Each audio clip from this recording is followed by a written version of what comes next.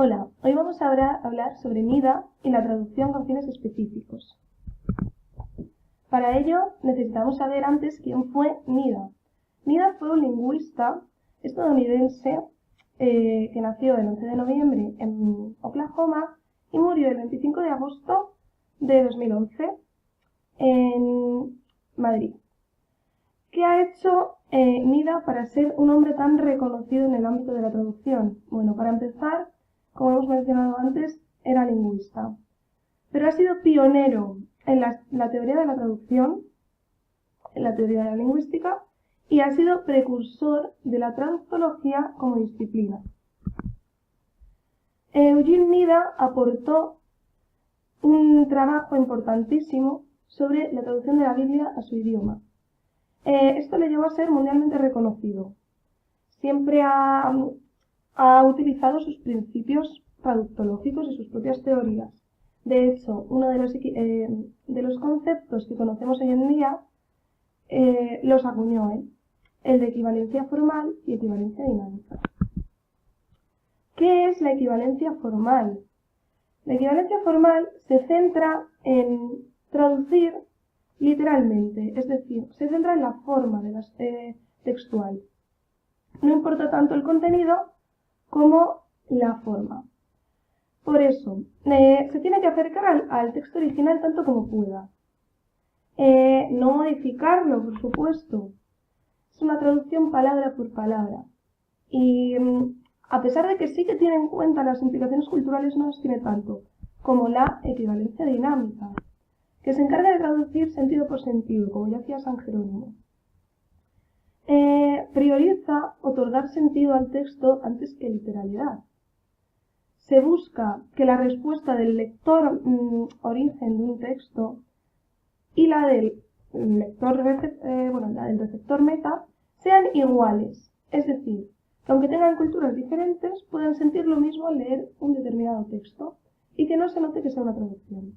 El caso más famoso es el dilema sobre la traducción de Agnus Dei, que en español es Cordero de Dios, como Foca de Dios. Entonces, nos encontramos con Agnus Dei, Cordero de Dios o Foca de Dios. Un grupo de monjes tradujo la Biblia para la comunidad de los Inuit. Para los cristianos, Agnus Dei significa Cordero de Dios y el cordero es un símbolo de inocencia. El problema es que un Inuit no ha visto nunca un cordero. Por lo tanto, para él, su símbolo de inocencia es otro. Eugene se plantea, ¿dejamos cordero y hacemos una equivalencia formal? ¿O transmitimos el sentido a esta comunidad para que se enteren y ponemos Foca de Dios? Efectivamente, Nida optó por la equivalencia dinámica, porque para él era mucho más importante traducir sentido por sentido. Quería que todos los lectores de la Biblia reaccionasen igual al leerla. Por lo tanto, sintetizamos un poco lo que ya hemos visto. La equivalencia dinámica no pretende imitar al texto origen, en comparación con la equivalencia formal, que sí imita. La equivalencia dinámica quiere reproducir el efecto pragmático, lo que siente el lector al leerlo. Sin embargo, la equivalencia formal pretende reproducir los aspectos lingüísticos de este texto, que se parezca a la sintaxis, la fonología, las palabras. La equivalencia dinámica consiste en la adaptación del texto para que sea percibido como un texto natural en vez de una traducción, a diferencia de la equivalencia formal, que consiste en traducir de manera literal, palabra por palabra. La única diferencia, o la más notable, es que en la equivalencia dinámica el traductor se enfrenta a lo que conocemos como problemas lingüísticos y culturales, porque es muy importante transmitir la cultura. Nida se planteó si sería factible el hecho de hacer una teoría de la traducción. Para ello, primero, estableció los conceptos erróneos que tenemos sobre la traducción. El primero de ellos es creer que una traducción es una ciencia, que se puede estudiar desde el ámbito científico. El segundo de ellos es querer crear una teoría de la traducción que incluya todas las tipologías textuales, todas sus características, todos los receptores y las circunstancias. Entonces, ¿podríamos desarrollar una teoría de la traducción? De momento no, por lo que hemos visto no. Pero para ello, si pudiésemos, primero tendríamos que responder a la pregunta, ¿qué es la traducción? ¿Es un arte? ¿Es una habilidad? ¿Es una ciencia? Tenemos una respuesta estándar que engloba las tres definiciones, ¿vale? Diríamos que la capacidad de traducir es una habilidad. Sin embargo, su producto es arte, sobre todo si es literario. Y estudiamos la traducción de manera científica. La traducción en sí misma, según Nida, es una habilidad, pero la capacidad de traducir textos de contenido técnico requiere una formación especial. Es decir, tú puedes ser habilidoso, pero necesitas formarte para saber traducir. Si estudiamos la traducción desde el ámbito científico, tenemos que hacernos la siguiente pregunta. ¿Cómo se manipula la información en el cerebro y cómo se transmiten conceptos entre las lenguas? A partir de ciertos estudios neurofisiológicos y del proceso de la traducción, se llega a la conclusión de que tenemos tres sistemas de redes. El primero de ellos sirve para identificar patrones o descifrar elementos lingüísticos mediante la recepción o emisión de textos, ya sean orales o escritos. El segundo de los sistemas, en él quedan recogidos los conceptos, es decir, la formulación de mensajes que se transfieren. Y el tercer sistema vincula el primero, es decir, el lingüístico, los patrones, con el segundo, que serían los conceptos, el sistema conceptual. Nida estableció dos definiciones de teoría. La primera, como podemos leer, es el grupo coherente de preposiciones generales usadas como principios para explicar una clase de fenómenos. Ese no es el concepto de teoría que él recoge para hablar de la traducción y sin embargo dice una serie de reglas o principios usados para orientar a las personas que tratan de llevar a cabo una tarea, es decir, las reglas o principios que deberíamos llevar a cabo o deberíamos seguir para conseguir realizar una traducción. A día de hoy no tenemos una teoría completa, ¿vale? Tenemos teorías parciales que contienen reglas y principios para traducir algunas clases de textos, no todos, ¿vale? Como hemos dicho antes, no podemos incluir todo en una misma teoría. No podemos incluir todas las tipologías textuales ni las circunstancias comunicativas. Las teorías, por eso, ahora mismo son parciales, no tenemos una teoría completa. Sin embargo, muchos traductores se sitúan en contra de estudiar la teoría de la traducción, porque es una habilidad, es decir, se puede mejorar practicando y no estudiándolo. Ahora, si seguimos empeñados en hacer una teoría de la traducción, ¿a qué problemas nos vamos a enfrentar? Pues el primero es que la traducción es un proceso que se lleva a cabo en nuestra mente. Si no conocemos lo que ocurre en ella, no vamos a poder teorizar sobre la traducción. Y además, no podemos aplicar los mismos principios para lenguas distintas y culturas distintas. A día de hoy, los libros que se han escrito sobre traducción están basados en la perspectiva de los textos literarios. Esto ha hecho que se dejen de lado los estudios de textos comerciales, políticos, jurídicos. Otro de los problemas que ha habido es la división en las escuelas de traducción. Uno de ellos la incluía en los estudios de literatura comparada, el otro los incluía desde una orientación más lingüística. No ha habido un consenso. Pero lo que sí que tenemos que tener muy claro para entender cualquier teoría de la traducción es la relación entre lengua y cultura. La lengua es un conjunto de hábitos verbales que representan aspectos de una cultura, es decir, tu lengua representa tu cultura. Por eso también tenemos que tener en cuenta que la lengua y la cultura cambian y necesitan transmitirse para evitar su extinción. Es necesario que sepamos que como nativos hablantes nunca vamos a adquirir nuestro sistema de signos al completo y ya como hablantes no nativos no vamos a adquirir nunca el dominio completo de la otra lengua. ¿Qué necesitamos saber de las lenguas?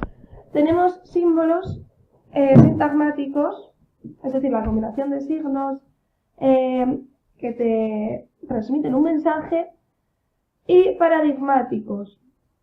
Estos signos se pueden sustituir por otros en contextos específicos. Sin embargo, los sintagmáticos aparecen siempre en las mismas expresiones. Por supuesto, tenemos que tener muy en cuenta el contexto. El contexto te va a proporcionar mucho más información que la palabra en sí. Por eso nunca la tenemos que estudiar de forma aislada. De ahí sacamos la conclusión de que la lexicografía debe atender las palabras desde su funcionamiento, tanto de forma aislada como en todas las combinaciones que se puedan realizar. Es importante conocer que no existe un grado total de sinonimia entre las palabras, por lo tanto la equivalencia entre una palabra de una lengua y otra no va a ser al 100%. Por supuesto, como hemos dicho antes, las lenguas y las culturas cambian y esto provoca cambios en todos los niveles. Es muy complicado establecer una línea que delimite la forma y el uso, la norma y el uso, y el sistema de escritura proporciona mayor uniformidad, porque es un sistema donde residen las diferencias. De nuevo, sabemos que hablar es un proceso automático, es decir, que hablamos sin pensar, y que somos nosotros los hablantes que aquellos que modificamos las reglas fijas que los organismos imponen, ya que es en el uso donde subyace la realidad de una lengua, aunque las instituciones y las academias decidan qué es lo correcto. Los tipos de discurso más comunes que todos conocemos son la narración, la descripción, la argumentación y la conversación.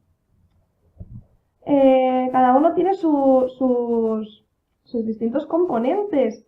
Por lo tanto, intentar hacer una teoría e incluir todas estas tipologías de discurso sería bastante poco factible. En un discurso vamos a encontrar elementos que continúen la progresión del texto y otros que le den cohesión. Vamos a encontrar elementos relacionados con el tiempo, que hagan referencia a hechos pasados y futuros. Esto lo podemos hacer mediante el uso de tiempos verbales o conectores. Y la cohesión, pues subrayamos las transiciones, las referencias a acontecimientos y la coherencia con el mundo de ese texto, que sea verosímil, ya sea ficticio o fáctico. Para calificar el objeto de un texto, podemos seguir términos de impacto, de atracción o de factores estéticos. Ahora vamos a hablar de la aproximación a la teoría de la traducción. ¿Por qué no es posible presentar una teoría universal y única? Todos los idiomas, como hemos dicho antes, reflejan la cultura de la que participan. Las lenguas y sus culturas están en continuo cambio. Deberíamos, antes de establecer una teoría de la traducción, una subteoría cultural. ¿Desde qué perspectivas hemos descrito o estudiado las traducciones? O la traducción, pues siempre, como hemos dicho antes, se ha basado en textos literarios, sentido por sentido y no palabra por palabra, como bien decía San Jerónimo. Lutero fue influyente con su Sentry zum Dolmetschen en la práctica de la traducción. Ha habido muchísimos autores que han hablado, que han discutido, debatido sobre la traducción, como Goethe, Schopenhauer, Steiner. También Walter Benjamin sostiene que una traducción debe representar una equivalencia formal para alcanzar el lenguaje puro, aunque esta perspectiva no cuajó del todo entre sus colegas de profesión. Seguimos con las perspectivas desde las que se ha descrito la traducción. Mary Snell Hornby entendía la traducción y quería que se considerase como una disciplina independiente, con el fin de incluir en ella toda clase de textos, cosa que hemos visto que es imposible. Gott, sin embargo, quería encontrar en el concepto de relevancia, ya que los traductores pues decidimos lo relevante del texto y lo que no, quería encontrar en ese concepto la respuesta a toda clase de problema que haya en la traducción, en los estudios de la traducción. Latmiran, sin embargo, propone que la traducción se debe estudiar desde los factores psicológicos, sociolingüísticos, semánticos y semióticos. Osgood aboga por los universales psicolingüísticos y es su manera para entender los significados de las palabras. Sin embargo, Catford aborda esta posible teoría desde una perspectiva lingüística con una orientación funcional. Así lo hace Malone también, pero este se centra en la lingüística transformacional. Por último, Binet y Darvelnet se encargaron de la lingüística comparativa. Esta es la base para la teoría de la traducción enfocada a los traductores ingleses y franceses. ¿A qué llamamos factores sociolingüísticos? Pues uno de los principios de la traducción con más reconocimiento y mayor uso son la combinación de los factores lingüísticos y culturales a los que hemos denominado como factores sociolingüísticos. Por otra parte, en la cultura y la lengua tienen una relación que es necesaria e imprescindible. La lengua hemos dicho que es parte de la cultura. Se refleja la una a la otra. Ambos son sistemas simbólicos que tienen sentido, por lo que es imprescindible conocer y reconocer la conexión que se da entre ambos. Otra cosa más es aceptar la variedad en la traducción. Hay tantas traducciones como traductores. Deberíamos establecer grados de lo que es aceptable y lo que no dentro del estudio de la traducción. Pero tenemos que aceptar la variedad de traducciones, que no existe una válida ni una no válida. Tiene que haber un abanico de posibilidades. Por último, concluimos que para realizar una teoría de la traducción, que a día de hoy no tenemos, hemos de reconocer que puede existir varias traducciones en un mismo texto. También debemos establecer unos límites máximos y mínimos, como acabo de decir, y ver la variedad de traducciones aceptables. Hay que tener muy en cuenta también las diferencias de culturas, lenguas, la situación comunicativa. Todos esos factores dificultan el proceso de la traducción. Y, por último, recalcar que a día de hoy no estamos preparados para formular ninguna teoría integral de la traducción. Pero sí que es verdad que a través de los estudios que se han hecho durante las últimas 3 décadas hemos aprendido bastante. Y bueno, ha sido el boom de la traducción en todas las partes del mundo. Por último, tenemos aquí la bibliografía por si os interesa visitarla. Esperamos que os haya gustado.